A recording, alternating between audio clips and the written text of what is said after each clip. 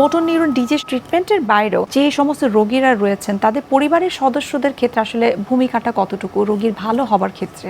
Motor neuron ডিজিজে যিনি আক্রান্ত হন উনি তো আসলে এই রোগের আক্রান্ত হওয়ার কারণে তার লাইফস্টাইলটা খুব লিমিটেড হয়ে যায়। উনি ঠিকভাবে হাঁটতে পারে না, ঠিকভাবে খেতে পারে না।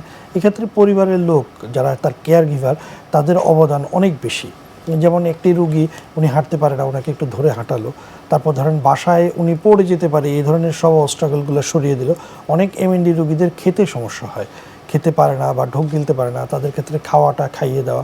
অনেক সময় এমএনডি রুগীদের কিন্তু নাকে নল দিতে হয়, কারণ সে খাওয়া খেতে পারে না, সেই নাকে নলটা মেনটেন করা। অনেক সময় হয় কি আমরা সেই নাকে নল বারবার দেওয়া লাগে দেখে পেটের এইখানে একটু খাদ্য যাওয়ার একটা ব্যবস্থা করে দিই, তো সেগুলো মেনটেন করা। এমএনডি রুগীদের রেগুলার ব্যায়াম করানো, তাকে তার যে কেয়ার, তাকে রেগুলার ওষুধগুলো খাওয়ানো, তার দিকে লক্ষ্য রাখা। এমএনডি রুগীরা হাঁটতে গেলে প্রায় পড়ে যায়, সে যাতে না পড়ে যায় সামগ্রিক লক্ষ্য রাখা কিন্তু তার কেয়ার গিভারের লক্ষণ। আমরা এক কথায় বলতে চাই এমএনডি রুগীদের পুষ্টি, তার জীবনযাপন, খাদ্য গ্রহণ এবং তার ফিজিক্যাল নিড, এটা কিন্তু পুরোপুরি তার কেয়ার গিভারের উপর নির্ভরশীল।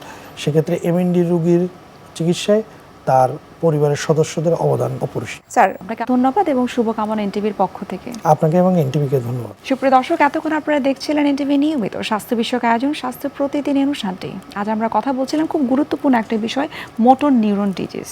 বিশ্বের যে কোনো প্রান্ত থেকে যে কোনো সময় এনটিভির জনপ্রিয় অনুষ্ঠান স্বাস্থ্য প্রতিদিন দেখতে আপনারা ভিজিট করতে পারেন আমাদের পূর্ণাঙ্গ পোর্টাল www.ntvbd.com এ। এছাড়াও এনটিভির বিভিন্ন ধরনের জনপ্রিয় অনুষ্ঠান অথবা নিউজ আপডেট পেতে আপনারা ভিজিট করতে পারেন আমাদের ইউটিউব চ্যানেল এবং ভেরিফাইড ফেসবুক পেজে। দর্শক, আজ এখানে শেষ করতে হচ্ছে, দেখা হবে আবার আপনাদের সঙ্গে। সেই পর্যন্ত আপনারা সবাই ভালো থাকুন, সুস্থ থাকুন এবং সবসময় এনটিভির সঙ্গেই থাকুন।